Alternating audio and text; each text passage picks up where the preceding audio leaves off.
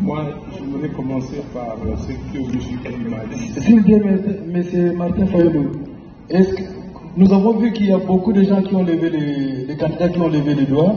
Est-ce qu'on peut établir le principe, nous ne sommes pas le CESAC, est-ce qu'on peut aller par 3 minutes? Je vais vous poser des questions liées à la CENI, je ne vais pas aller ailleurs. Merci. Mais je vais commencer par dire, Père, pardonne M. Kadima et les membres de la CENI pour leur volonté de mener un processus électoral opaque. Et Père, merci d'avoir fait que leur crime ne soit pas parfait. Je vais commencer par là, parce que nous sommes venus ici, comme dit Augustin Matata, par politesse. Ce n'est pas ça ce que nous avons demandé. On vous a demandé une réunion entre les candidats présidents de la République et la CENI pour se fixer, se convenir des règles du jeu. Et vous venez ici comme si vous amenez les écoliers, vos écoliers au zoo et leur dire voici les espèces d'animaux qui existent dans le monde. Non. Ça c'est quoi exactement ça? Mais regardez, M. Kadima, membre de la CENI, voilà les rapports des 68 pages de l'OIF. Voilà comment l'OIF fait la synthèse. En 3 lignes, on dit ceci: un fichier électoral inclusif, c'est le fichier de 2018, exhaustif et actualisé, mais perfectible, et donc nécessitant des améliorations ayant fait l'objet des recommandations à court et moyen terme en vue notamment de son affichage provisoire pour permettre d'aboutir à des listes électorales définitives conformément à la loi. 68 pages. Vos amis ont fait un audit ça que j'ai ici, c'est torchon de 137 pages. 137, il n'y a rien. Dans ces documents, il n'y a même pas le nombre d'électeurs qui ont été enregistrés par la CENI. Il n'y a pas une recommandation pertinente. La recommandation qu'ils ont donnée, veillez donner au candidat, au candidat président de la République une liste expurgée pour, monter la confiance. Et vous ne l'avez pas fait. Vous ne l'avez pas fait. Le 30 juin, vous nous avez dit que vos auditeurs ont demandé de donner des listes. Je vous avais dit que c'était une exigence légale. Allez consulter les articles 6 et 8 de la loi électorale. Donc, nous sommes là, nous sommes venus ici, et vous nous présentez cela. Vous dites ici que vous avez dépensé déjà 800 ou reçu 800 millions de dollars, et au total, vous allez en recevoir 1,1 milliard pour ces pays où les gens souffrent. Il y a 27 millions de Congolais qui cherchent à manger. On cherche de l'argent, on ne trouve pas. Vous dépensez de l'argent pour faire des atlas ici, je ne sais pas quel marché qui a gagné ces marchés, et venir ici nous présenter ces documents. Monsieur Kadima, les fichiers électoraux, c'est l'essentiel, c'est la base des élections.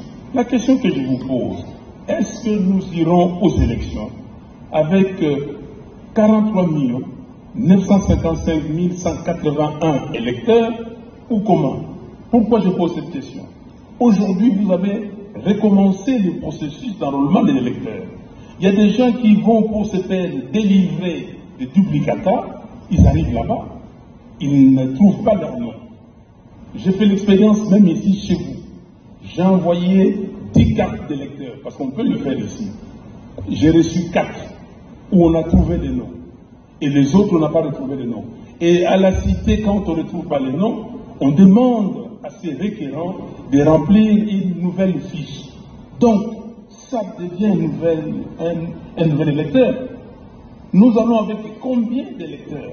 Et qui est fou dans ce pays, dans ce monde, pour accepter d'aller dans un processus où on ne connaît pas les groupes d'électeurs?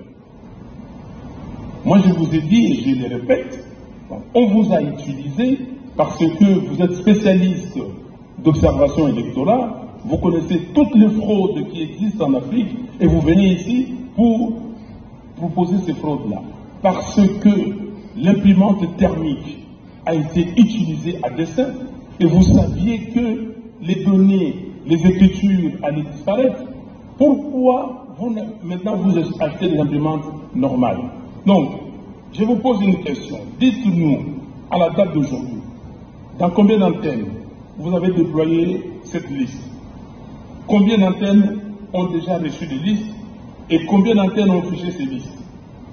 Et dites-nous pourquoi vous avez violé intentionnellement, délibérément, les articles 6 et 8 de la loi électorale. Franck Diongo vous a cité ces articles et je ne reviens pas. Pourquoi vous les avez violés? Ici, c'est une violation flagrante. Et dites-nous, je vous donne un exemple. J'ai beaucoup d'exemples ici, il n'y a pas de temps. À Kabaya-Kamwanga, il y a un centre qui avait enrôlé 959 électeurs. Mais la liste qu'on amène là-bas reprend seulement 26 électeurs. Ok? Comment vous justifiez ça? Je vais vous donner d'autres cas. Et vous venez de le dire que nous avons organisé l'enrôlement pour ne pas exclure les électeurs. Si l'épopée des cartes nous montre que c'était fait intentionnellement, et maintenant dites-nous, dans combien de temps vos requérants ou les requérants, ceux qui veulent des duplicata, vont avoir leurs duplicata? 1. 2. Quand est-ce que maintenant vous allez publier la liste définitive? Votre présentateur tout à l'heure a dit ce qui nous intéresse, c'est 15 jours avant, on publie. Non, ce qui nous intéresse, c'est le respect scrupuleux de la loi. Déjà, vous avez violé la loi portant identification et enrôlement des électeurs dans son article 39. Parce que l'article 39 disait que vous devriez publier des listes provisoires après enrôlement d'électeurs. Vous ne l'avez pas fait. Donc, nous sommes ici. On est traînés comme ça, comme des moutons, des paniers, et nous devons aller n'importe où. Donc, ce que nous voulons, M. Kadima, vous ne pouvez pas vous tirer en bon compte comme ça avec l'argent de l'État. Vous ne pouvez pas. 1,1 milliard, c'est énorme. Nous voulons, ici, ces listes-là doivent être auditées. Nous voulons que vous nous présentiez, s'il vous plaît, les fichiers électoraux. Le fichier ne peut pas être corrompu, c'est l'élément essentiel du vote. On va aller voter comment? Donc beaucoup de gens ici vont dans les centres, ils ne trouvent pas leur nom. Et quand est-ce que maintenant, dans moins de 40 jours, nous allons avoir ces listes? Donc, j'ai dit, s'il vous plaît,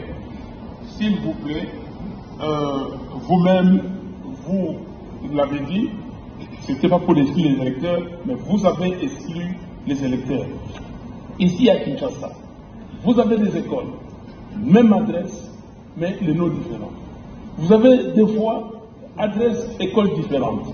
Donc, qu'est-ce qui se passe réellement? Donc, vous venez ici, vous appelez les corps diplomatiques, on va dire, voilà, tout ça, on va signer les codes de conduite. Qui est fou ici pour signer un code de conduite?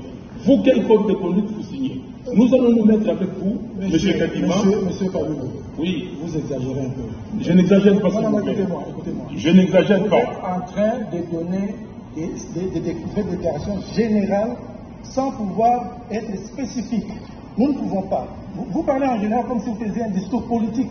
Il faut nous donner des éléments concrets. Est-ce que vous êtes sérieux? Nous avons publié la liste justement provisoire pour que les gens viennent nous montrer les défaillances. Mais vous, comme vous êtes dans un élan politique, vous êtes en train de citer des choses sans donner des détails. Non, mais je vous donne des détails, M. Kadima. Moi, je vous donne des détails. Vous exagérez. Je n'exagère pas, je vous donne des détails. Je vous ai dit, est-ce que l'audit que j'ai montré ici, c'est pas le détail? Votre discours-là ne tient pas. Non.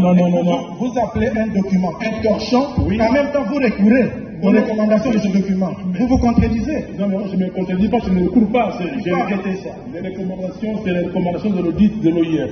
Et je vous ai dit que dans votre document, il n'y a aucune recommandation pertinente. Donc, s'il vous plaît, nous devons nous mettre d'accord, vous utilisez l'argent de l'État. Je vous ai donné des données précises, des éléments précis. Il faut que vous répondiez précisément. Merci. Merci.